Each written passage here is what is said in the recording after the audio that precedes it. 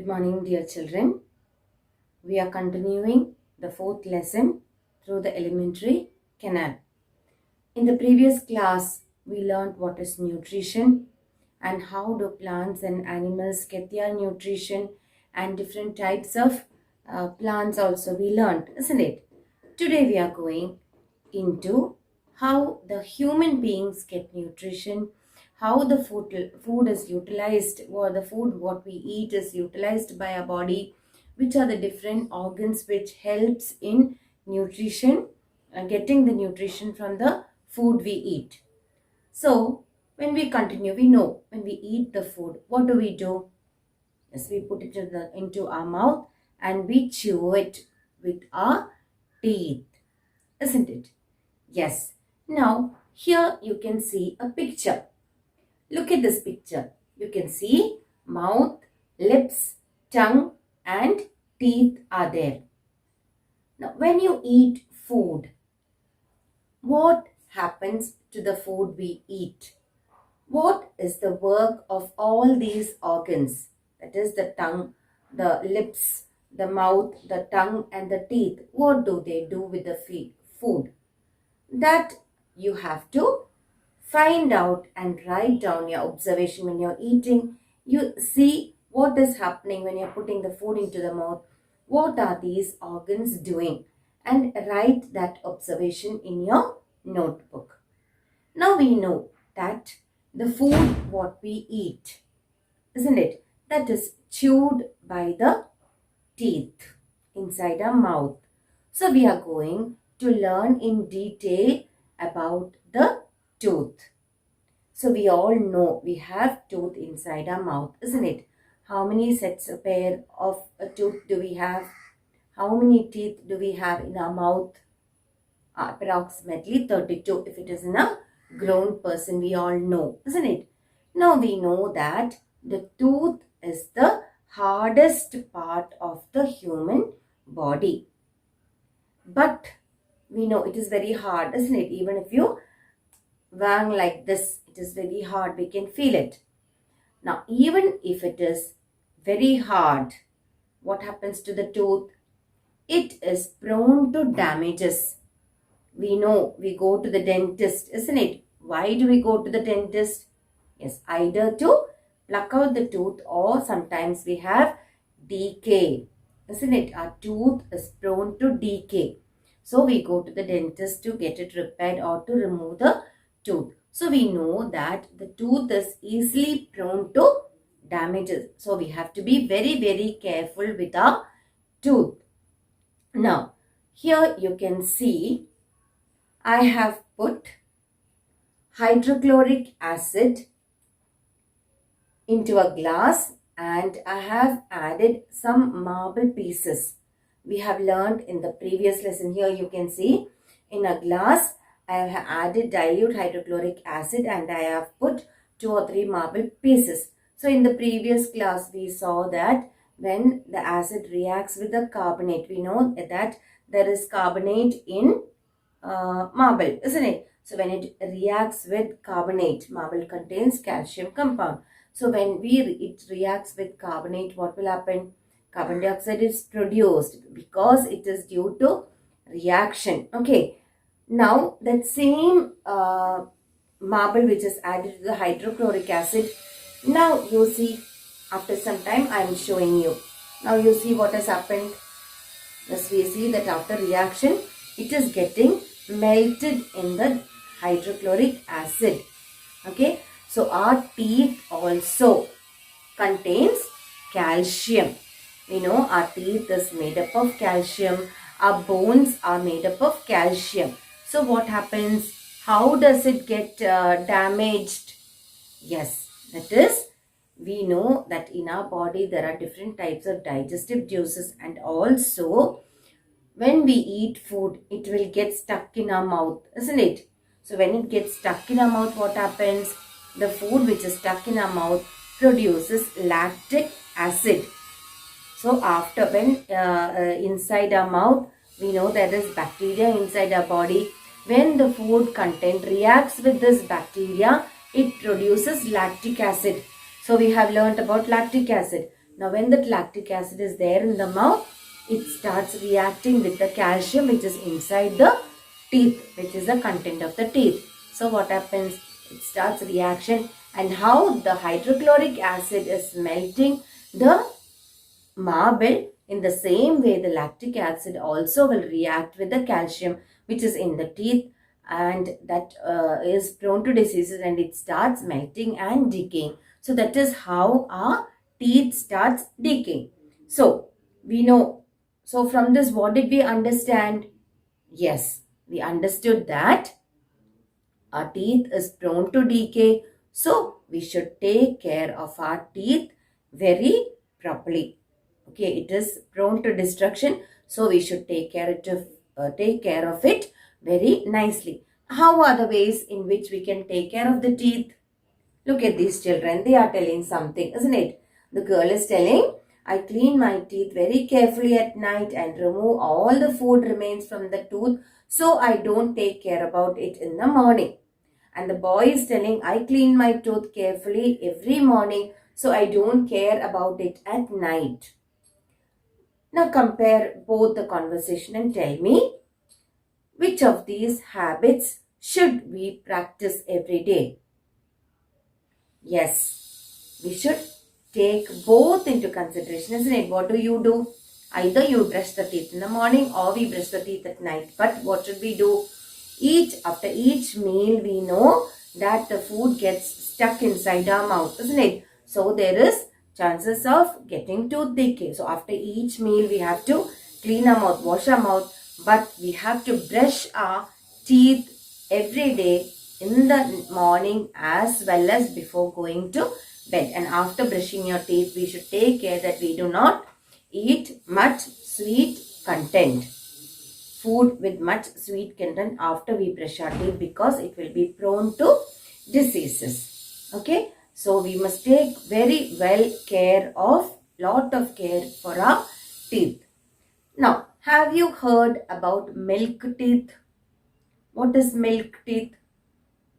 Yes, if you have a little brother or sister at home, when they are born, we know the small children, you can see the picture here, we know that the small children don't have teeth. When does the teeth starts coming out?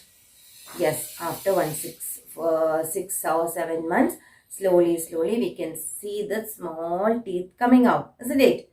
Yes. How many teeth do they have?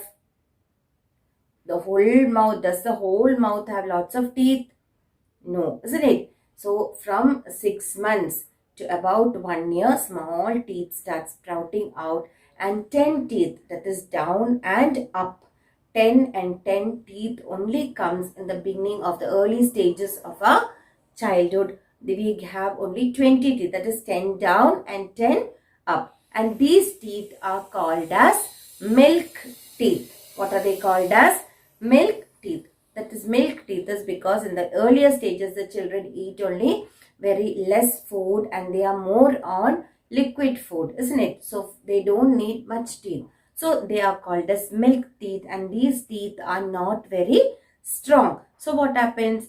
Once they come and they start growing up, we know that milk teeth falls off and new strong teeth starts growing, isn't it? So when one by one, when the teeth falls down, a new one will take its place. But when the new one comes, we have to be very careful. When you fall or when you play, when you fall down, if you break your teeth, that can never be replaced by us. So those which grow last are the molars at the end of the gum. So we know there are permanent teeth. So once the milk teeth is gone, then what happens? At the age of 6 or 7, the teeth starts falling down and the permanent set of teeth comes. So the permanent teeth stops coming at a very later age, when all the 32, we have 32 teeth, isn't it? So all the teeth, when it's finished coming, then only we have a complete set of teeth. So the last ones which come out are called as the molars. Okay. So once the milk teeth go, you must be very careful about the other teeth which is coming, because they are permanent and we have to take lot of care for that teeth. Now you can see the picture of the cross section of the teeth. Can you see the picture? Yes, we know there is an enamel on top. So the enamel, we have to be very careful that the enamel does not go. That is the hardest part of our, the hardest and the outermost cover of our teeth, and it is also the hardest part of the human body. Which is the hardest part? The enamel, which is the outermost covering, is the hardest part of the human body. Now there you can see the teeth is divided into two parts. That is, one part is seen outside and the other part is seen inside the gums. Okay, the tooth is long, but we can see only one part of the tooth here. So here you can see one portion, half of the teeth is seen outside, and the remaining main root part is there inside the gum. Now, which is the gum? Yes, the pink portion down where you can see below where the teeth is fixed is called the gum. So I hope you understood that much. Now children, look here. Here you can see the cross section of the mouth. The picture of the mouth is given, isn't it? Now if you look into that, you can see that all the teeth are not similar. Are all the teeth similar? No, isn't it? All the teeth they are not similar. Some have different shape and different size. So the teeth are divided into 4 categories. They are divided into 4 categories. So the picture which you can see is a dentition of a 14-year-old girl. In a 14-year-old girl, somewhat the full set of teeth comes. Only the molars, the remaining molars comes only later, in the later stages of our adulthood. So here you can see 4 sets of teeth. Which are those 4 sets of teeth? We will introduce one by one. We will go. The first set of teeth which you see in front, that is 4 teeth down and 4 teeth on top. The first teeth which you can see here, 4 teeth down and 4 teeth top, they are flat and thin. They are called as incisors. They are called as incisors. Why is that incisor there? What is the function of the incisor? It helps to bite and cut. When you take the food, when you take something, we bite it with our front teeth. Those teeth are called as incisors, which helps us to bite and cut the food we eat. Now the second one is which one? Canine. The second category are canine. There are 4 teeth, that is 2 down and 2 on top. Just next to the incisors, we have a pointed teeth, sharp teeth, pointed teeth down to and up to. They are called as canine. Now what is the duty or what is the work of the canine? It helps to tear the foodstuff. That is, when we are eating any hard food like meat, what does it do? The canine helps us to tear the food what we eat. Okay, the other one is for biting and cutting. Canine helps us to tear the food. So there are 4 canine, 2 down and 2 up. Next one is called as the premolar. Where is the premolar? Just next to the canine, we see 4 teeth. That is 2 on one side, 2 on one side, 4 teeth, and up also 2 on one side and 2 on the other side. So like that we have 8 premolars. 8 premolars, that is 4 down and 4 above, next to the canines. Next to the 2 canines, 2 on one right side and 2 on the left side. Down and up we have 8 teeth next to the canine. Now what is the work of this premolars? Function of the premolars? Yes, the premolars help us to chew and grind the food. It helps us to chew and grind. When we bite, when we tear, then we have to chew it, isn't it? We keep on chewing the food. So it helps us to chew and grind the food. After the premolars, then we have molar. Okay, we get 12 teeth. That is, we have 6 down and 6 up. We have 6 down and 6 up. Now here in the picture, you can see only 4 and 4, 8 there, isn't it? The remaining molars, when does it come? When you go into the adult, that is sometimes people might get it later in their 40s also. So after the 30s, you get the remaining, which we say that is the wisdom tooth is coming, and it is very painful. If you have your old people, that is your mother at home, sometimes they will have tooth pain. They will say the wisdom tooth is coming. So those are the remaining pairs of the molars which will come only at a later adulthood. Now what is the function of the molars? The molars help to grind and crush the food. The premolars help to chew and grind the food. The molars help to grind and crush the food into small particles so that it is easy for us to digest. Now the premolars and the molars are generally called as the molar teeth. So a total of 32 teeth are seen in adults. So if you are an adult person, not you, when you grow, that is adult person after 20 people, we see 32 teeth. That is when complete teeth, all the molars come out, then we have a set of 32 teeth in an adult. I hope it is very clear for you. Now down you can see pictures of animals. We can see a lion and we can see a buffalo there, isn't it? Do the animals also have the same type of teeth what we have?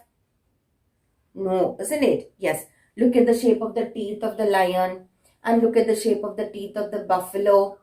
Yes, there we can see the lion has long, sharp teeth, canine, isn't it? So carnivorous animals have canine teeth which can tear the food. Why do we have canine in our mouth? Why do we have canine?